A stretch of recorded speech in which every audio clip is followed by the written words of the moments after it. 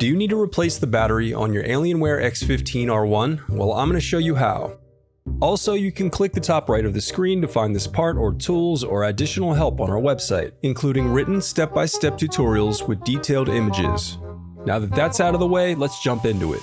The first thing you're going to do is remove the bottom base cover screws. I recommend sorting out your screws as you take apart your laptop. It'll make it that much easier during reassembly.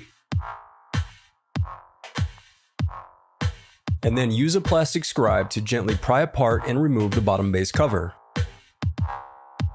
Now before going any further, I recommend disconnecting your battery to protect your laptop from any static discharge. Now unscrew and remove your battery.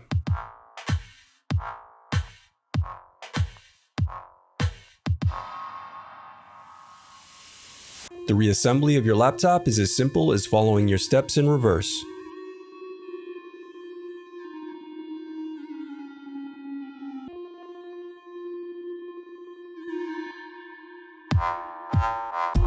If you still need help, you can visit partspeople.com and view printable DIY instructions to help you along the way. We also have playlists of thousands of Dell tutorials for hundreds of different models, so keep checking back.